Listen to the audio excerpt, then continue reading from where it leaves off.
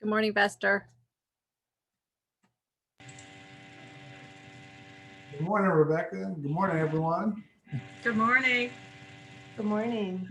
I see Harry, I see Haley. I don't see Joe Karen yet.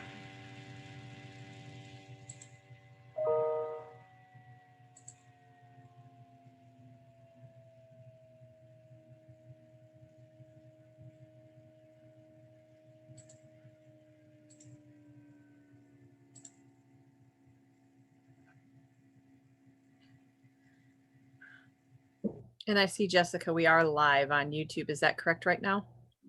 That is correct. The stream has started. Thank But you. we've got about 2 minutes. Thanks. And if everyone can please keep yourself muted if you're not speaking, that will help with any feedback and background noise. So thank you for that.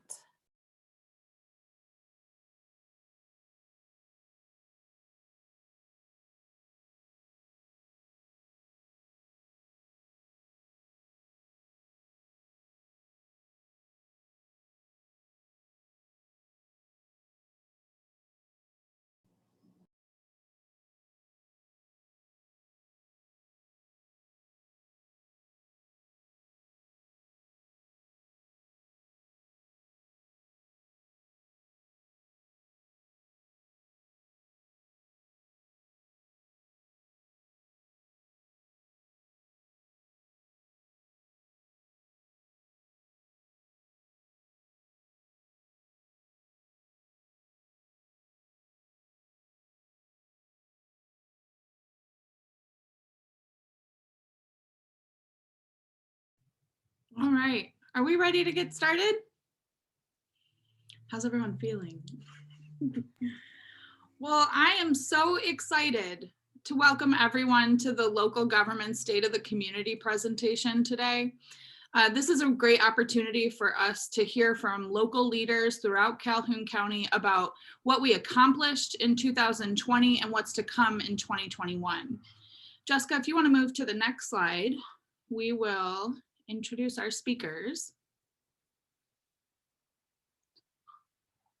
So this is who we have speaking today across the Calhoun County from each of the different cities. I'll remind folks, if you have questions for us during this feed, that's great. Please put your questions in the chat or in the stream feed. If you're on YouTube, you can put them in the comments. We're going to gather all of these questions and answer them at the end of the program, or if we don't have time, we'll post them to our websites.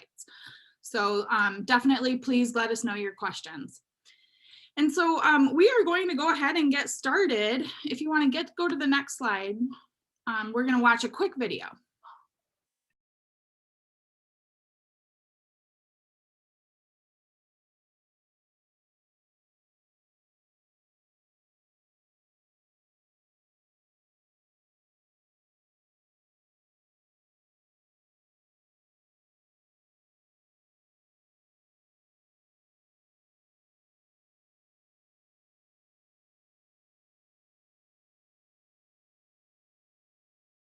Just a moment, we're going to try to figure out the noise on this, the sound.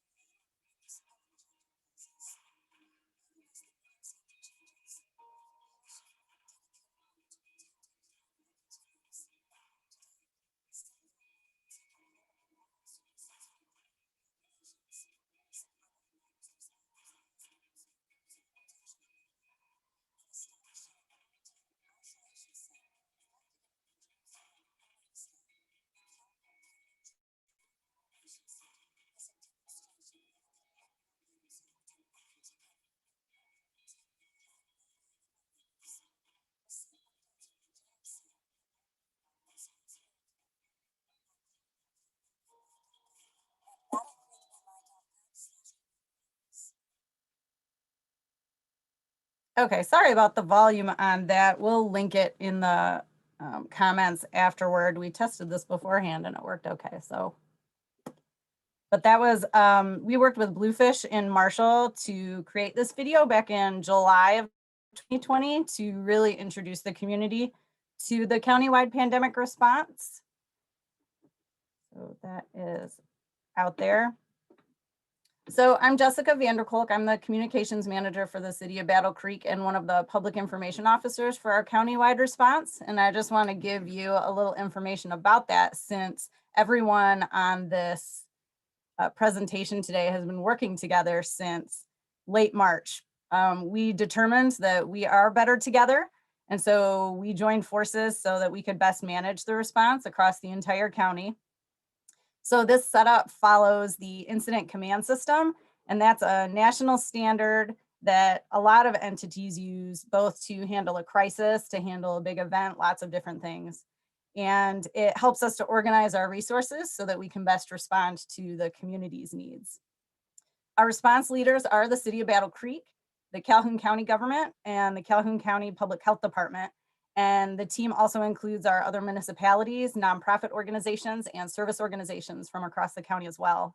That includes Carewell Services, the United Way, and others that look out for our vulnerable populations, the Calhoun County Faith-Based Coalition, and many, many more. So I want to share some of the outcomes that we've seen countywide as we've gone through this pandemic response. We established a quarantine and isolation site twice at local hotels, and we have collaborated with other counties on this to help people who don't have a safe place to quarantine or isolate when they are in need of that. We worked together and helped open the new Battle Creek Homeless Shelter on East Michigan Avenue across from the Toller Building. We have helped get and distribute thousands of pieces of PPE and other supplies across the county, things like masks, gowns, wipes, and a lot of other items. We've also coordinated thousands of meal, grocery, and other necessary item deliveries and distributions to our seniors and other vulnerable neighbors so that they can safely stay home but still get what they need. We did meet twice a day for many months at the beginning of the pandemic, with our smaller working groups meeting in addition to that. Right now we meet twice a week, and in February we're looking to meet once a week. So we change up that meeting schedule depending on the COVID situation and what our community needs. We've sent out more than 60 community updates to more than 2,000 of you. Hopefully many of you watching today are receiving those updates. And if you're not, you can sign up for them at the county's website. We've shared live community updates. We have put together programs for Access Vision, including with our law enforcement, and a vaccine specific program with the county health department. And we share a lot on social media. So now we're going to go across the county and learn about what our different municipalities have been up to, because while we're all working on COVID-19 response and have been for the last year, all of our municipalities are doing a lot of work as well. So I'm really excited to welcome Haley Snyder, who's the Albion interim city manager. Good morning, everyone. Thank you for having me. And I just want to start off by saying thank you to everyone from Calhoun County Public Health, and City Battle Creek for putting on the weekly briefings. That has been a great resource to be a part of as we navigate through the ongoing health pandemic. So I just want to say thank you to everyone. And I would just like to highlight some of the successes for the city of Albion. Albion was the 39th community to be certified as a redevelopment ready community. This is a formal recognition from the state of Michigan that our community has developed effective development practices and tools. So we're excited to have this certification. In partnership with the Calhoun County Land Bank Authority, the demolition of the Union Steel building. This is very exciting to have such a large blighted structure removed from one of our residential neighborhoods. So we're very excited for that partnership and to have that building removed. The Brick Street Loft project resulted in 7 market rate apartments located in our downtown district. Again, this is exciting to add another housing option to our Albion community. And to expand off of that, the Albion City Council approved 8 brownfield plans supporting the continued mixed use redevelopment in our downtown district. So we're excited to see a few more projects come to life. And then we had 3 street improvement projects that were completed in 2020. The city was fortunate to receive over $2.1 million in CDBG grant funds for an infrastructure project along Irwin Avenue. And with the recent expansion to Knauf Insulation, resulting in 35 new jobs, the Albion was eligible for and received a Transportation Economic Development Fund Category A grant in the amount of $340,000 to redo North Clark Street. That project was completed in partnership with the Calhoun County Road Department. And then the state of Michigan also completed a road diet along M199. And now looking forward to the year ahead.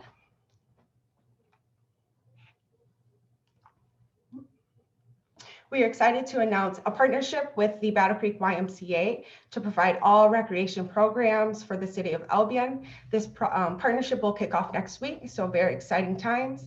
And then the Albion Charming Homes Initiative will result in 4 newly built homes located in our Harrington neighborhood, which is near Albion College. These homes will have a base price of $350 to $360 price range. Again, another exciting different housing option here for the Albion community. And we have 1 major street improvement project scheduled, 1st, 2nd, 3rd, Hartwell and Wild Streets, with an anticipated investment of $1.8 million into this neighborhood. So we are very excited for this project to kick off.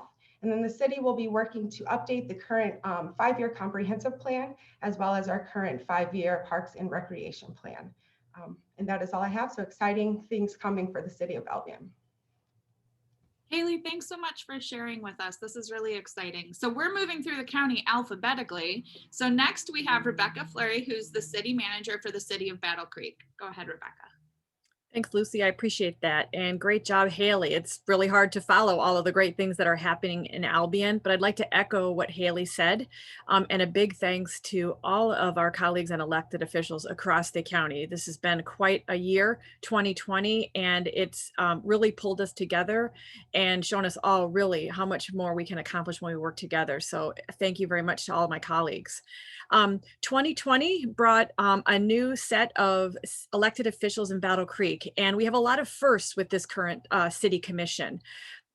Mayor Mark Benke was the first mayor to be directly elected.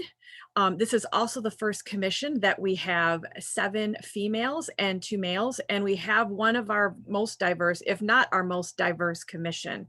So really excited to work with Vice Mayor Katie Ferris, who is an at-large commissioner, new commissioner Carla Reynolds, who is also at-large, and a returning commissioner at large, Sherry Sophia.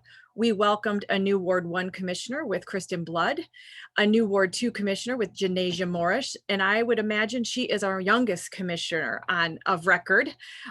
We welcomed a new Ward 3 commissioner, Commissioner Bonica Herring, as well as a new Ward 4 commissioner, Kathy Zenda Wilson. We welcomed back Ward 5 Commissioner Jim Lance. I would say this commission has certainly hit the ground running with a lot of items to consider, and I expect 2021 will be just as busy. Next slide, please.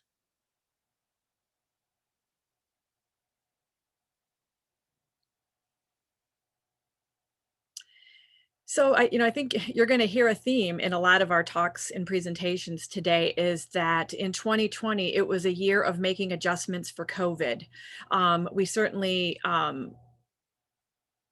have worked hard to continue to provide public service to our communities, but that made us think about how to do that differently in a safe environment due to the global pandemic. So since April of 2020, the city of Battle Creek has been holding all of their public meetings virtually, as well as our buildings have been closed to the public, and we've had increased online and virtual services and events. This has really challenged our technology and our IT team, and we're so appreciative of them helping us transition to a more virtual and online presence. But we want everyone to know we continue to provide all the services that we have provided. We're just doing it in either an online or a virtual way. We also saw in the beginning of the pandemic Full Blast Recreation Center served as a homeless shelter. Again, we wanted to make sure that we had spaces that had enough room to be able to socially distance and or isolate when needed to our most vulnerable population. The city, as did others, put a moratorium on water shutoffs and a suspension of enhanced fees, waiver fees, since we have moved to a completely online and virtual platform. Understand that a lot of our neighbors in Battle Creek are facing economic tension, and we want to make sure that we're doing all we can to continue to support basic services to our neighbors. Battle Creek Transit Services ran fare free for months during the initial stages of the pandemic, but of course with much more strict and extra safety precautions in place. But transit was always operational during this time, and they continue to serve the public to make sure that our residents and neighbors can get to doctor's appointments, testing, vaccine locations, and et cetera. We also knew that the pandemic was placing a lot of stress on our small businesses, particularly in the stay home or close areas and phases. So the city offered a small business rental and mortgage loan program, as well as many other of our small business support organizations in the city. We also were the third community to create a downtown social district throughout the state to recognize a different way to provide services for our restaurants and bars. And staff worked closely together with local businesses to create an app called Eats BC to provide a different way for our local restaurants and businesses to continue to serve food. It's a delivery app similar to some of the other commercial ones that's specifically designed and used in the greater Battle Creek area. Next slide, please. Talking about the 2020 successes, on the last slide, I hope you noticed that big box for absentee ballots. We would say one of our biggest successes in 2020 was the completion of elections, both for the city commission and a presidential election. A shout out to all the clerks across the county to get us through, a very monumental event during a global pandemic. The city was also very fortunate to receive a $3.4 million federal grant to address lead paint in city homes, particularly focusing on our low-income neighbors. We also received a $6.675 million federal grant plus state match to replace 14 of our Battle Creek Transit vehicles. As you can see, transit has continued to run, and we're excited to upgrade and improve our fleet. We were only one of 5 Federal Transportation Administration grants in the state of Michigan. We call it a success. It's never fun to have a large water main break, especially at a location like Capitol and Dickman, but huge that we were able to complete that safely during the pandemic response time, even through a citywide boil advisory issue. So another shout out to our Department of Public Works, who continues to serve the community in this time. The Battle Creek Executive Airport at Kellogg Field launched a new website, flybtl.com. If you haven't visited that, please do. And a side note, a new restaurant has opened on the airport. So when you get a chance to do that safely, please make sure that you check that out. We also enjoyed a new the Creek Barbecue Festival in February. If you didn't get a chance, there are some fantastic barbecue businesses in the greater Battle Creek and Calhoun County area. So get out and try those and support those local businesses. We also had a complete rewrite of our zoning ordinance and map update. Kudos to our community services team and our planning team to do a complete overhaul of our current zoning ordinance and bring it in line with our new master plan, our new master land use plan. The commission also approved a hotel motel ordinance, wanting to make sure that we have safe environments in all of our hotel motel situations. I know that that was a much discussed item, and we're excited to see that move forward slowly with a lot of input in 2021. And the Battle Creek Police Department started the launch of body-worn cameras for all police officers. Next slide, please. What is coming in 2021 is continuing to support a majority of a new commission, 5 new commissioners. They're just beginning to roll their sleeves up to tackle the budget for fiscal year 22. So we're excited about that. They will also be looking at our priority-based budgeting community results and working with this community to make sure that we are allocating our resources to the services most important to Battle Creek. And so we're excited to go through that process early in 2021.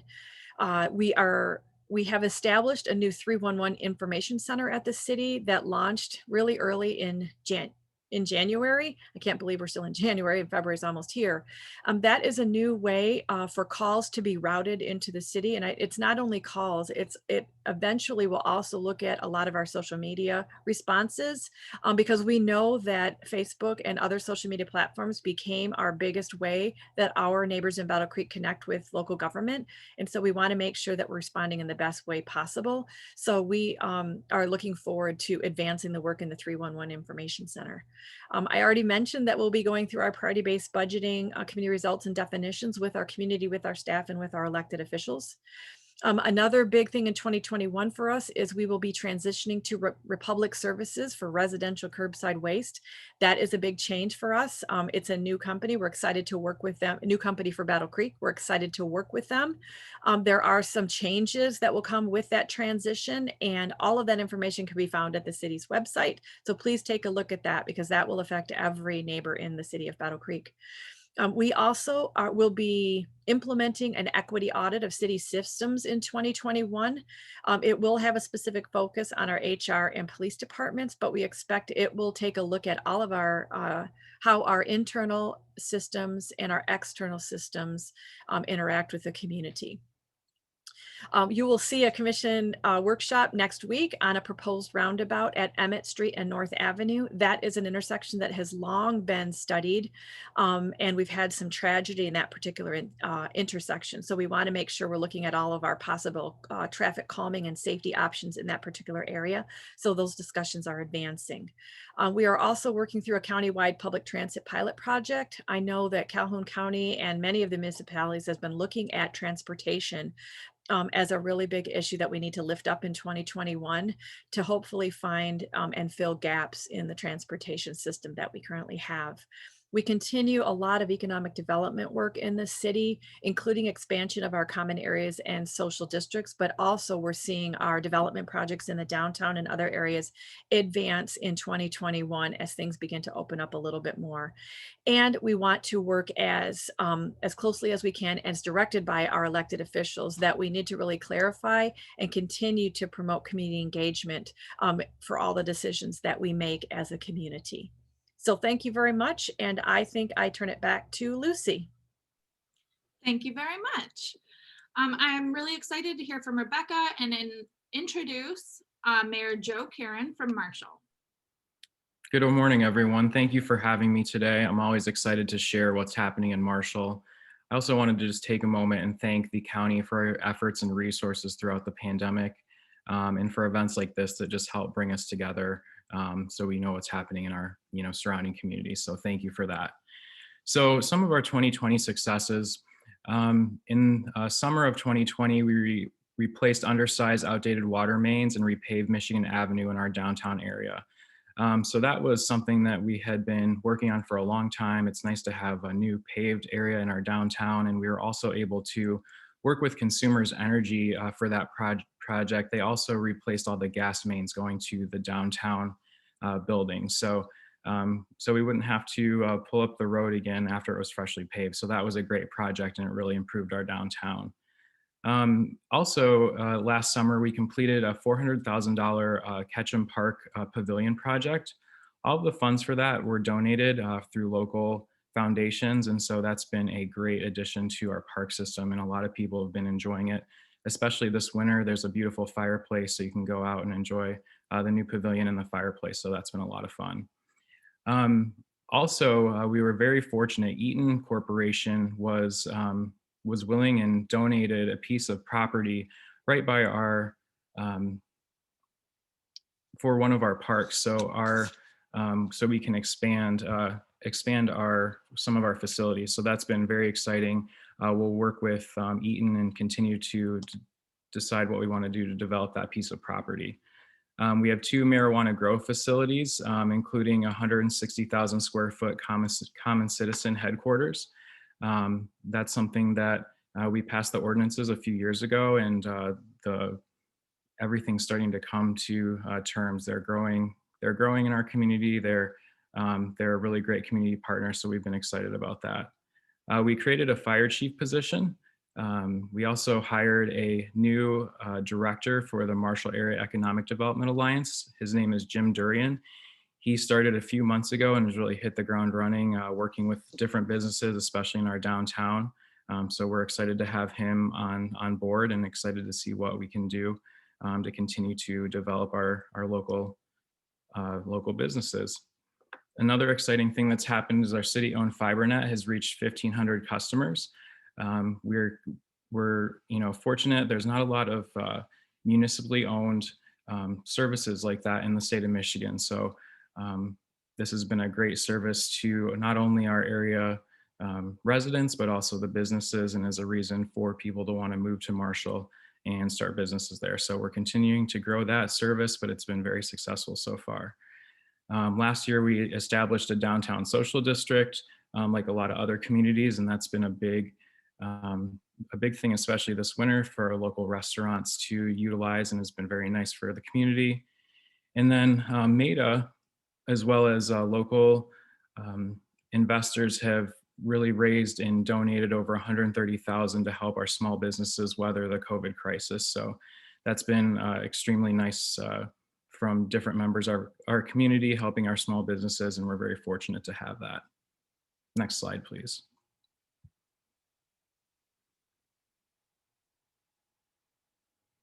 All right, so coming up in 2021, this last election, we had a voter approved millage for 2.5 mils for a 3-year road construction project.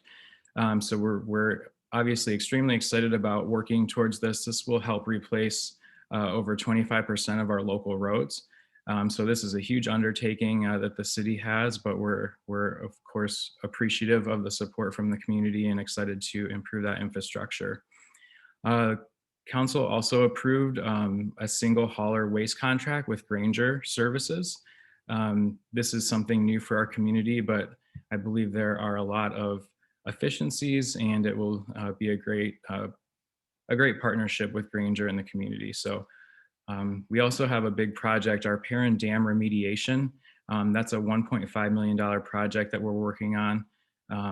There's just a lot of, with those types of structures, there's a lot of maintenance and things that have to happen, and we're due for a big one. So that's a big item on our list that we're working on in 2021. Another exciting thing that we've done here in our community is we've used the Neighborhood Improvement Authority, which is a tax increment financing authority, to incentivize added housing. So our property that used to be Albion Downs has been purchased by a developer. Council at our last meeting approved the infrastructure for up to the start of 38 units. And so it'll ultimately be over 200 units of housing that Norfolk Development is working on. So they're going to start this year. We're getting the infrastructure done, and we will have some new housing coming soon. We also have the former State Farm site. That's also in a Neighborhood Improvement Authority, and we're looking to get 6 lots of that developed here this year as well. So that's exciting. Housing is something that we need in all of our communities, and we're really looking forward to that. We have another marijuana grow company called Cresco that's just invested over $26 million in a 100,000 square foot facility in our community. We have some new businesses opening in downtown, one called Sage Creek Winery, which will be opening here in just a few days, which we're very excited about. And then Kate's Diner has been purchased and is in the process of being renovated and will be open soon. So that's very, very neat. We're looking at possibly selling our Marshall House complex. We went out for RFP to find out, what are the possibilities for that in the future. The council is very committed to keeping the Marshall House a Section 8 housing for our residents. So we have a contract with HUD to do that through 2040 at the moment. But we're just looking at possibilities. Is there a way that we can, provide better service for that specific facility? And so that's just something on our list that we're working on. We're talking about doing some rehabilitation of our Riverwalk with the Park Millage funds. We have 7 new apartments that will be developed above Schuler's Restaurant here this year with a $420,000 community development block grant. So that's adding some housing to our downtown, which is very exciting. And we also expanded our social district, and we have an ad hoc committee kind kind of working on, downtown placemaking and what can we do to improve that social district to make it also better for, our citizens that are using it as well as the businesses. So those are a lot of the things that are happening. Staying busy, and I appreciate the opportunity to share today. Thank you. Thank you, Mayor Karen. That was great. And I'm very excited to introduce, oops, we're getting a little funky on our screen.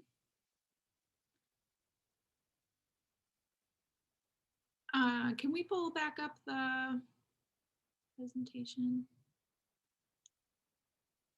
All right, next we have Vester Davis, who's the Springfield City Manager. I'm excited to introduce you, Vester. Go ahead. Well, thank you, Lucy. Thank you for the opportunity too. And wow, there's so much good stuff happening in Calhoun County. I feel like I've just gone back to school and got an education on Calhoun County. So hats off to you all the good stuff that's happening. So I'll do my best to try to get through what's going on here in Springfield. My tenure has been very brief, so a lot of things are already underway. First off, community and staff adaptability to the changes. Hats off to our staff here. I was very surprised. We're small but mighty, I would say, and making our changes, and the community has responded positively as well. Also, I wanted to highlight in 2020 our supported regional community health and wellness efforts to address COVID, and that was more so my hats off to where we started at with the JIC and the JAC operations. That was something that I think has been very beneficial for smaller communities like Springfield. That organization and cooperation does not exist in certain areas of the state. So very great job there. Another success that we had here in the city of Springfield was the completion of our zoning ordinance rewrite. We really wanted to get our zoning ordinance to mesh with our master plan so that we can realize a lot of the things that the community wants or needs. So zoning, we felt like that was something that's very much needed. And we have a really interactive map. So now we are able to allow developers to check in on their zoning and development plans around the clock. It's not, you have to wait until, we're open for business. So that was a really good success for us, a really good outcome. Next, we upgraded our Springfield and Calhoun County, our emergency response fleet, if I will. We had some older vehicles that were giving us trouble. So we were able to upgrade our vehicles and so that they can do their job. And also, it was already highlighted, but a flawless primary and general election outcomes. We have a one-woman show here in our city clerk that was able to pull everything together, all the resources, and get all of her volunteers in order.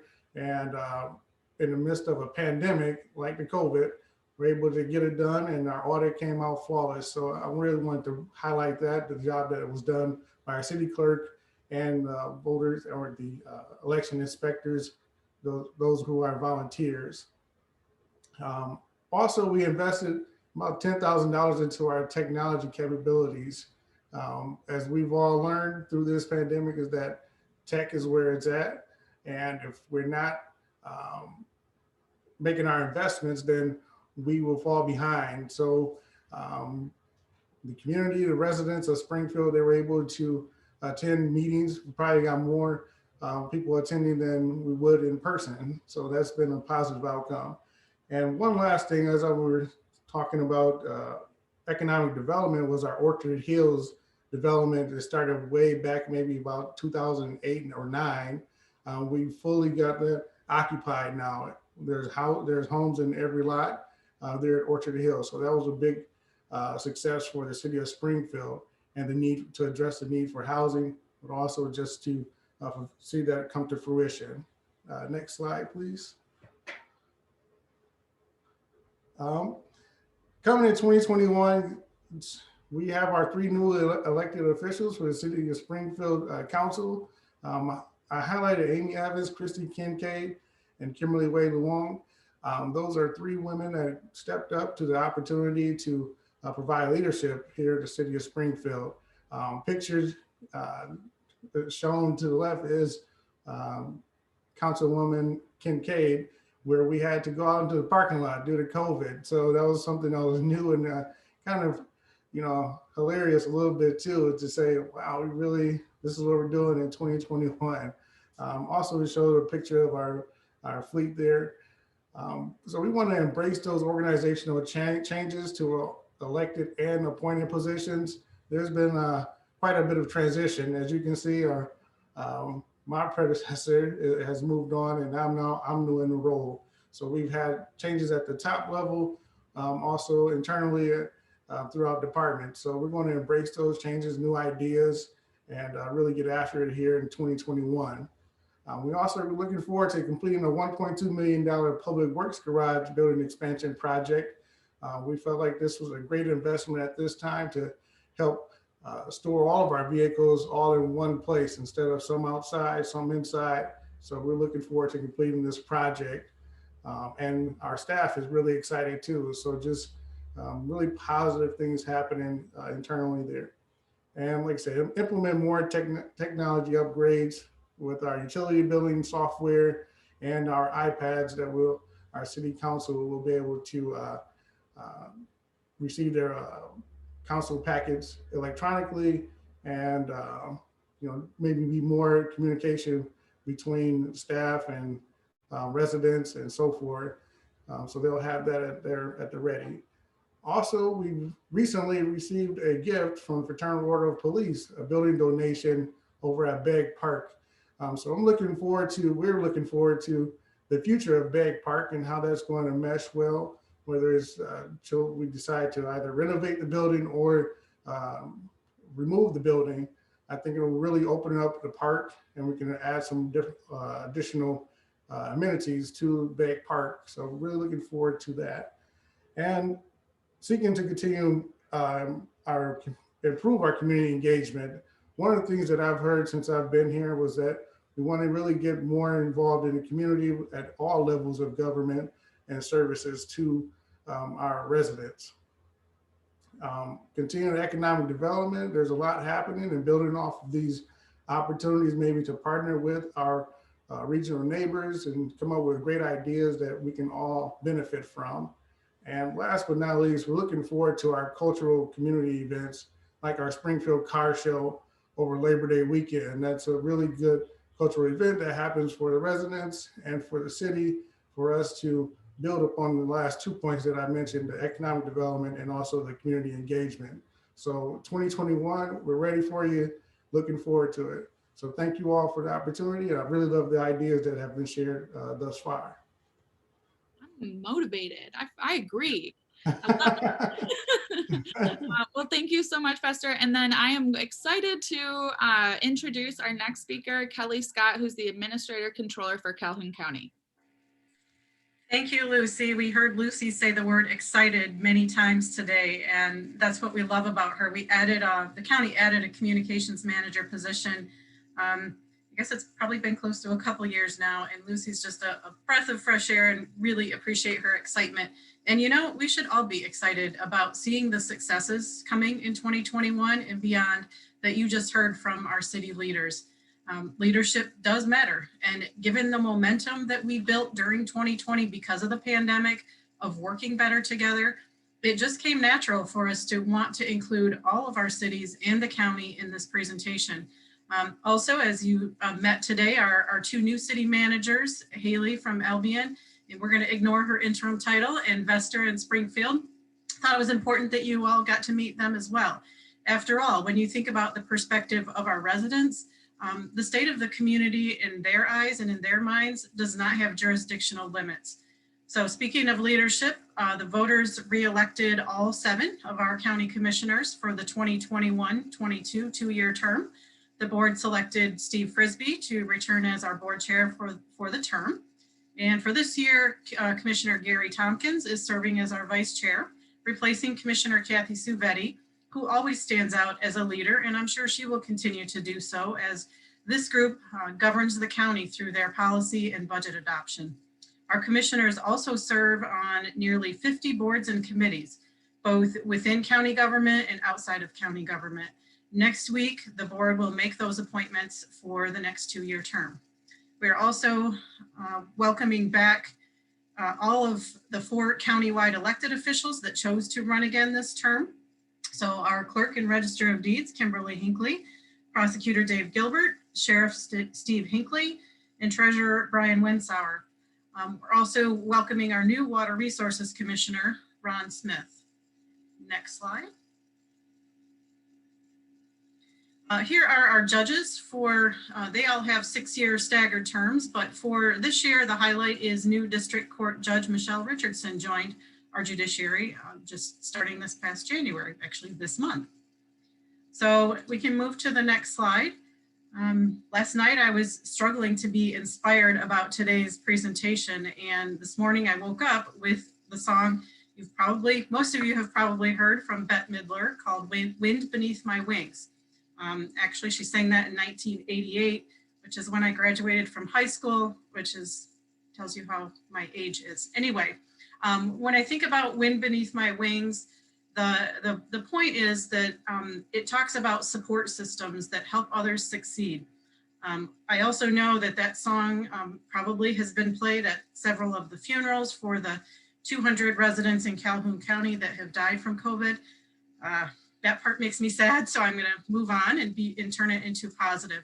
So the relevance of the Wind Beneath My Wings song really made me think about my role in that role of county administration, where sometimes we walk one step behind the rest of our employees so that we can look ahead and see what is needed to help our judges, our elected officials, and our department heads, as they are the ones who are soaring to new levels with running the operations and serving the public. That song also has relevance to how I sometimes view the county's role in supporting our other local governments, our cities, our villages, our townships, the nonprofits, and our business sector. Of course, we have leadership roles, our courts and our prosecutor as the lead law enforcement official. The sheriff is, in charge of running the jail. We have a new public defender's office. We have a pretty prominent role in ensuring safety and justice, and that's what we spend more than 2/3 of the county's taxpayer dollars on. But even when we're not the lead agency in other initiatives, we can often facilitate unity and bringing different opinions together for the good of our residents. As you've heard from today's presentation, when it comes to the downtown development projects, new housing, other exciting things that the cities are working on, that is mainly happening under the direct leadership of the local governments. The county can often serve as fiduciary for important economic development grants. We're working on a couple right now. We also, a lot of times we talk about township and other governments having gaps in the services that they're equipped to provide. And honestly, that's what county government was created for back in the day. So that's just the framework to set the stage when we think about 2020 and the adjustments that we've made. With some stories you may have seen in the media, I chose to use the word resilient to describe our county government. I did not steal that from Governor Whitmer. I'm pretty sure I said it before she has. And also the word persistence. So just like all other large organizations throughout the county, we experienced COVID-19 impacts with our employees. We have 60 or so to date that have tested positive, and nearly 200 were exposed in some manner. The jail, the juvenile home also cared safely for inmates and youth who were detained, and as 24/7 services, they kept operating throughout, even with those individuals testing positive and being exposed. I can assure you that our facilities have been adapted to be safe and to maintain distance for as long as we need to between visitors and our staff.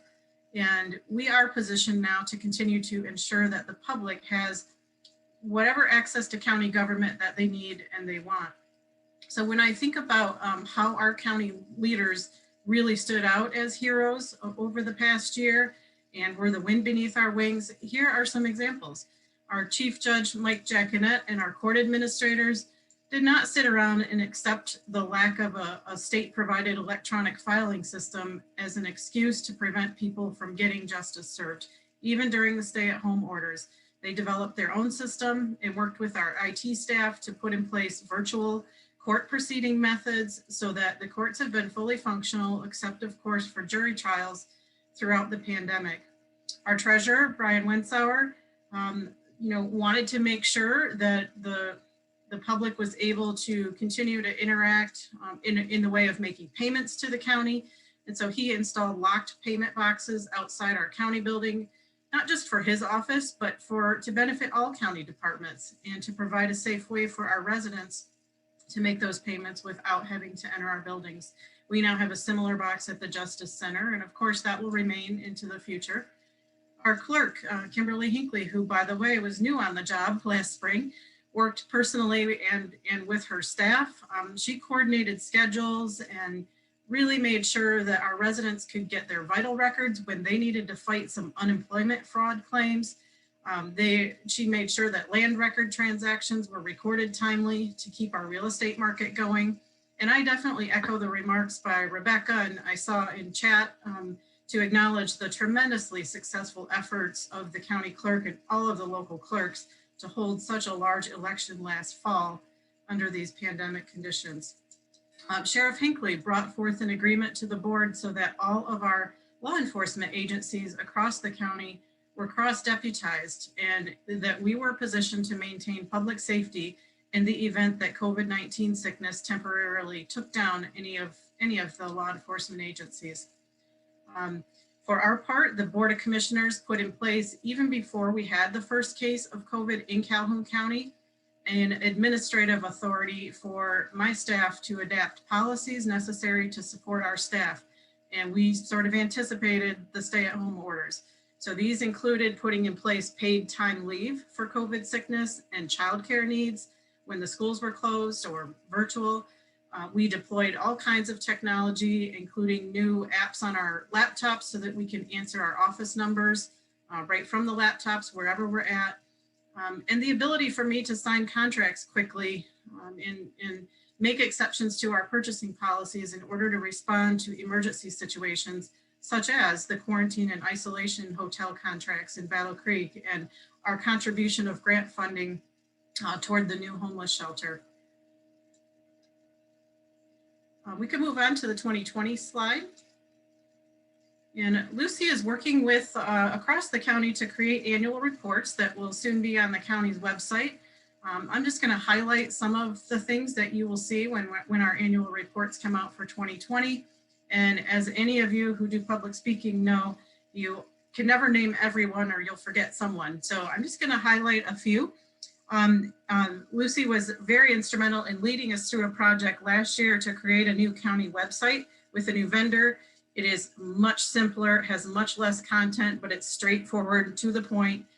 That happened and was really timely, and so that we could provide COVID operational updates and all kinds of other things easily for our residents.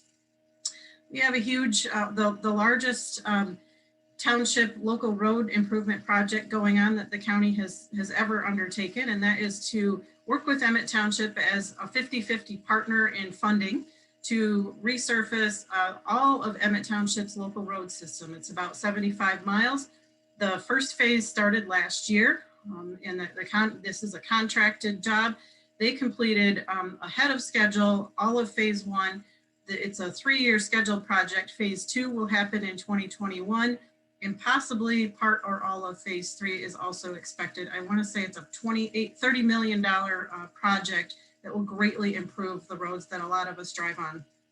We also secured in 2020 some grants that included working with the land bank to take care of blight and to partner with the cities on improving neighborhoods. And then we also were able to maintain a state of the county's finances that is positive. The county received about $5 million in federal COVID funding last year. We could not have survived without it. We also implemented all of the tools that we knew how to make sure that we had a balanced budget for last year. We have about a $46 million general fund budget. We did see some savings because of the building closed to the public situation.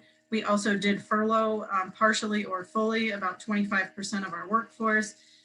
We also did issue bonds for the Emmett Township project, and with that had to go out and ask the credit rating agencies in May to give us a vote of confidence. And they did that, maintaining our AA bond credit rating. Our Parks and Senior Services millages were both approved by voters in August 2020. And I think that's another sign that, you know, the pandemic probably shone a positive light on some of the services that they provide. We also had a new Sharps collection initiative that came into place. We were able to work with our bargaining units, our employee represented groups, to close all of the remaining defined pension plans to new hires. They are now in the county's 401k plan, and we have a pretty generous match to that.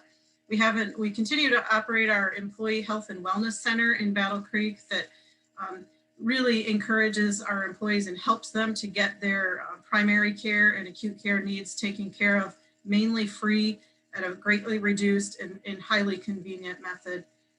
Also, just the final one in 2020 that I wanted to highlight, our senior services office was able to deploy $300,000 of accumulated fund balance for some really cool projects in addition to their normal allocation process. And also our Veterans Affairs office gave out $18,000 in Meyer food vouchers that was grant funded for veterans. Also our Treasurer's office in 2020, they are reporting that they had fewer foreclosures during 2020 than even the previous year, despite those struggling in our community because of their efforts to provide hardship assistance. So now 2021, final slide. So the end result for all of us is not just to end the pandemic, but to emerge better together with our community partners. To that end, I think of 2021 as the year where I would categorize it as one of a relaunch or revitalization. Some specific projects were better positioned to complete this year.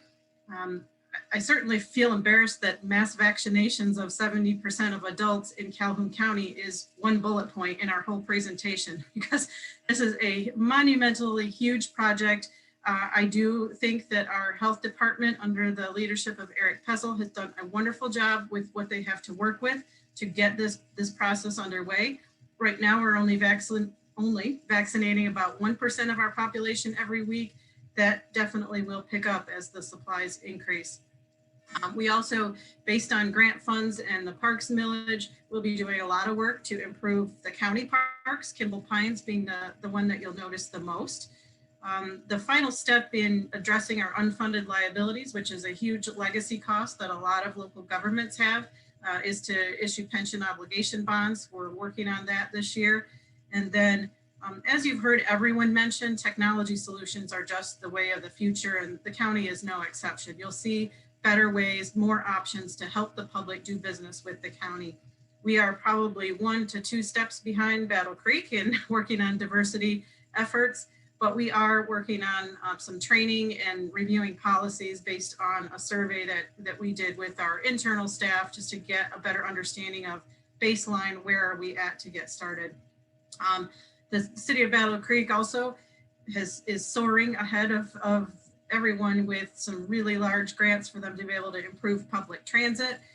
The county did pay for a pretty expensive survey last year, consultant study about creating county-wide public transportation. We know that that's a barrier to a lot of successes for our residents, and we will revisit that and make sure that we continue to work with our cities to make that happen. We also, just to end, this cooperative relationship with the cities and townships and villages, including trying to offer some new planning and zoning services for local townships, is underway in 2021 under the leadership of Jen Bamba and our Community Development Office. In closing, I really want to thank the Battle Creek Chamber of Commerce for previously hosting our State of the Community address in previous years. We value their leadership, and I think it worked well this year for them to focus on economic development and for us to take advantage of the situation where our participation is not limited by the size of the room, and we could include all of our local communities and focus on governmental initiatives. I want to thank everyone who has taken the time to volunteer in all of the COVID response efforts, to participate in our Joint Operations Center and those work groups, and for listening today. And then finally, And also thank you to Jessica for facilitating this meeting as well. And as always, the City of Battle Creek for providing the technology to support all of our COVID response efforts. And finally, thank you to all of our frontline workers, our essential employees. A lot of people have worked together over the last year and have worked to put this event together today. And we know, again, you can't name them all, but there are health workers, public safety, IT, many people who have remained in the background, providing the wind beneath our wings. So they are all my heroes, and we may have a few minutes now for Q&A. Yeah, that's what I was thinking. I think we have some time for a couple of questions. So I'm going to go over some questions that were sent to us beforehand, before when we promoted this event, we provided the ability for people to send in questions. So these are some of the questions that we received. The pandemic has been a lesson on how the economy depends on accessible healthcare, especially for women. Has there been any talk about whether you can improve childcare options in the future, even beyond quarantine and the pandemic? Any thoughts from our speakers on this topic that you'd like to share?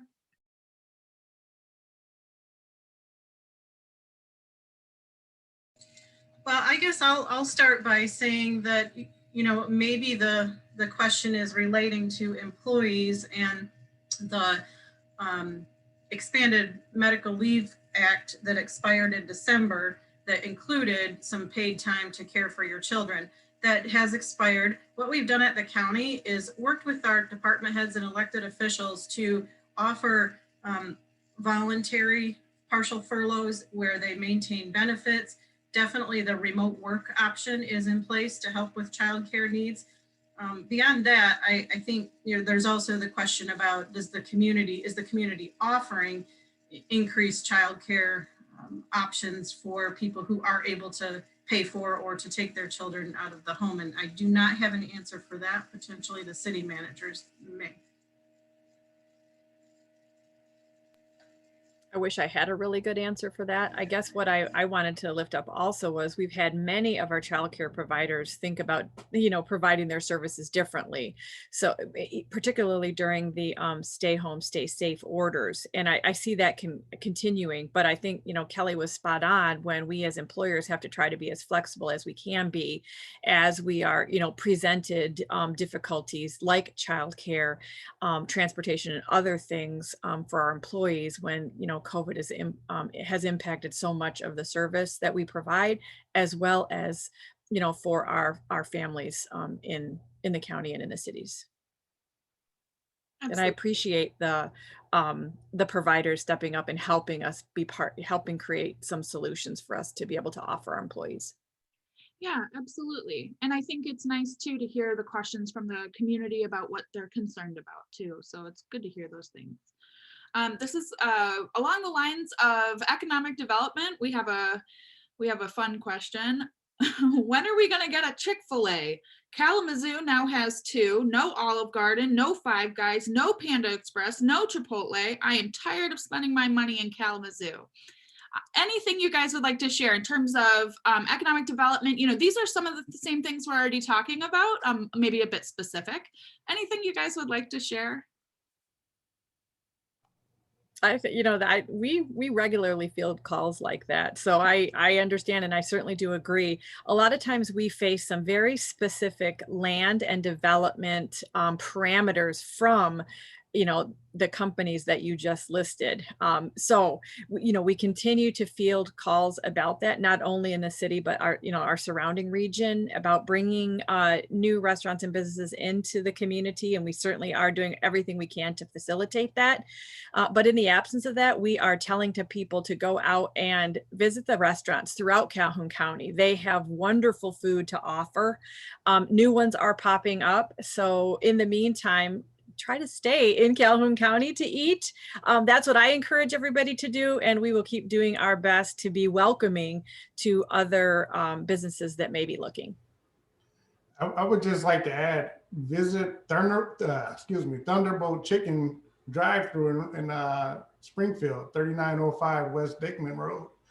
You can get your chicken fix there, and it's very good. So try Thunderbolt Chicken. There you go. Who needs such things? Okay, we have room for one more question. And this one is, I'll read the question. What will you support the Save Our Stages campaign? The Music Factory is an excellent venue and deserves protection. So this is related to Save Our Stages in terms of music venues during the pandemic. So I think that this really speaks not just to, you know, restaurant help during the pandemic, but a lot of different organizations that are definitely hurting right now. Can you talk a little bit about, you know, how are we helping businesses? What options do businesses have, you know, that sort of thing during the pandemic? I think countywide, we have a lot of great economic development professionals that can be supportive for a variety of businesses, whether it's directly through our municipalities or through organizations like the Chamber and the economic development organizations, Battle Creek Unlimited and things like that. But we definitely understand that the arts and culture are incredibly important for communities. They're important for each of our cities, townships, villages, and for our county. So there is a lot of small business assistance that we're seeing coming through the federal government to the state government, et cetera. So I would encourage anybody who has needs to reach out to either your local municipality or your economic development agency or the chamber to see if they might connect with those particular resources. But definitely we support arts and culture, and we want to include that and lift them up and support them during this time because we understand they're feeling the pinch during COVID as well. Absolutely. Thank you. Well, that's all that we have. Is there anything else that our presenters want to share today before we sign off for the day? Thank you all very much. Haley, do you have something you'd like to share? I just wanted to say thank you to both Lucy and Jessica for putting this together and extending the invite. I'm just grateful to participate and look forward to working with all of you. Yeah, I think, you know, like we've said, the way that we've all come together during 2020 and into 2021 is really special. And I think that it comes across in how we're able to do things. So I really appreciate everybody. Thank you all so much. This was a great program and have a great rest of your day.